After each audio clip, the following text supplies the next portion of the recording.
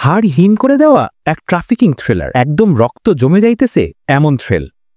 এইবার মামলাটা এত জটিল যে শুধু পুলিশের মাথাই না, আপনার মাথাও ঘুরে যাবে। ডেলি ক্রাইম সিজন 3 এমন এক গল্প দেখায় যেখানে অন্ধকারের সাথে লড়াই করতে গিয়ে আলো অনেক সময় কাঁপতে থাকে। গল্প শুরু। দিল্লির এইমস হাসপাতালে এক ছোট্ট মেয়েকে আহত অবস্থায় পাওয়া যায়। নাম তার নূর, মাত্র কয়েক বছরের বাচ্চা, কিন্তু চোখের ভেতর এমন এক ভয় যেটা দেখলে বড় মানুষও কেঁপে ওঠে। নূরের মা নিখোঁজ।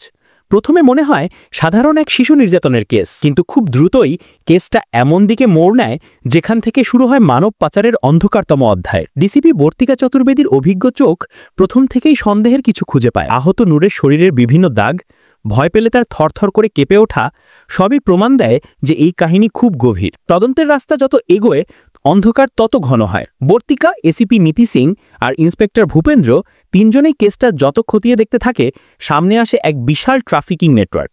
এই নেটওয়ার্কের কাজটা এমন যে সাধারণ লোকের পক্ষে বোঝাই অসম্ভব। দেশের বিভিন্ন প্রান্ত থেকে বাচ্চা এবং তরুণীদের তুলে এনে কেউ ভিক্ষাবৃত্তি চক্রে ফেলে, কেউ যৌন পল্লীতে বিক্রি করে দেয়, আর কেউ জোর করে বিয়ে দিয়ে ফেলে অজানা জায়গায়। এই নোংরা ব্যবসার পেছনে থাকে কোটি টাকার লেনদেন, আর যারা ভুক্তভোগী তাদের ভাগ্যে থাকে শুধু কান্না আর অবিশ্বাস্য যন্ত্রণা। তদন্ত এগোতে থাকলে পুলিশ বুঝতে পারে যে এই চক্রটা বড় শহর না, বরং গ্রাম, শহর, কসমোপলিটন সব জায়গায় ছড়িয়ে থাকা এক ছায়া। নূরের সাথে কি ঘটেছিল, তার মা কোথায়, আর কেন এই বাচ্চাটাকে এত নির্দয়ভাবে নির্যাতন করা হলো, প্রতিটা প্রশ্নই তদন্তের মোড় ঘুরিয়ে দেয়। সামনে আসে মূল অপরাধীর নাম মিনা ওরফে বড়ি দিদি। এই পুরো নেটওয়ার্কের হেড যে, তার নাম মিনা, মানুষ ডাকত বড়ি দিদি বলে। বড়ি দিদি বাইরে থেকে শান্ত, হাসি মুখের, সহানুভূতির মানুষ মনে হলেও তার ভিতরে লুকানো আছে এক ভয়ঙ্কর রূপ। তার অতীতটাই তাকে এমন রাক্ষস বানিয়েছে। শৈশবে সেও ছিল কারো নিষ্ঠুরতার শিকার। সেই জ্বালা সে ভুলতে পারেনি, বরং সেই জ্বালাকে পুঁজি করে অন্যদের জীবনে আগুন ধরানোর কাজেই নিজের শক্তি খুঁজে পায়। মানুষের ব্যথা সে বোঝে, কিন্তু সেই ব্যথাকে কাজে লাগিয়ে তৈরি করে কোটি টাকার ব্যবসা।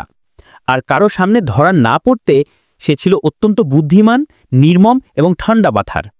বড়ি দিদির হাত থেকে কাউকে ছিনিয়ে আনা প্রায় অসম্ভব, এই ছিল তার সুনাম। আর নূরও তারই শিকার। তদন্ত আবেগ আর উত্তেজনার এক চরম মিশ্রণ। তদন্ত যত গভীরে যায় ততই সামনে আসে আরও শকিং সত্য। নূরের মতো আরও অনেক শিশু নিখোঁজ, ভয়ঙ্কর সব লোকেশন, গোপন সেফ হাউস, রাজনৈতিক প্রভাব, আর সেই অন্ধকার পৃথিবী যেখানে মানুষের কোনো মূল্যই নেই। বর্তিকা নিজেও বহুবার মানসিকভাবে ভেঙে পড়ে। একজন অফিসার হিসেবে তাকে শক্ত থাকতে হয়, কিন্তু একজন মানুষ হিসেবে সে প্রতিটা শিশুর কান্না অনুভব করে। নীতি আর ভূপেন্দ্র নিজের সর্বোচ্চ চেষ্টা করে। তিনজন মিলে এমন শক্তিশালী চক্রের বিরুদ্ধে লড়াই করে যা অনেক সময় পুলিশের হাতের বাইরে চলে যায়। গল্পের প্রতিটা অংশে উত্তেজনা বাড়তে থাকে। এক মুহূর্ত আপনি চোখ সরাতে পারবেন না। পরপর এমন সব মোড়, এমন সব তথ্য আসে যা আপনাকে ভিতর থেকে নাড়া দেবে। সিরিজের বিশেষ দিক: বাস্তবধর্মী তদন্ত, বাস্তব আবেগ, মানুষের অসহায়তা, পুলিশের সীমাবদ্ধতা আর এক নিষ্ঠুর সমাজের মুখোমুখি দাঁড়ানোর চেষ্টার গল্প।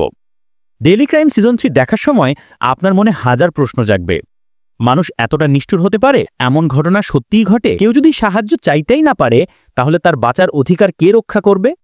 সিরিজটি শুধু বিনোদন না, এটা সমাজের একটা গুরুত্বপূর্ণ আয়না। শেষ কথা, যারা রিয়েলিস্টিক ক্রাইম ড্রামা, ইমোশন মেশানো ইনভেস্টিগেশন গল্প আর মানবিক কষ্টের বাস্তব প্রতিচ্ছবি দেখতে পছন্দ করেন, তাদের জন্য ডেলি ক্রাইম সিজন 3 নিঃসন্দেহে মাস্ট ওয়াচ।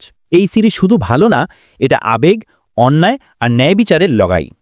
আরও এমন দুর্দান্ত মুভি ও সিরিজের রিভিউ পেতে সাবস্ক্রাইব করুন আমাদের YouTube channel the world of movies.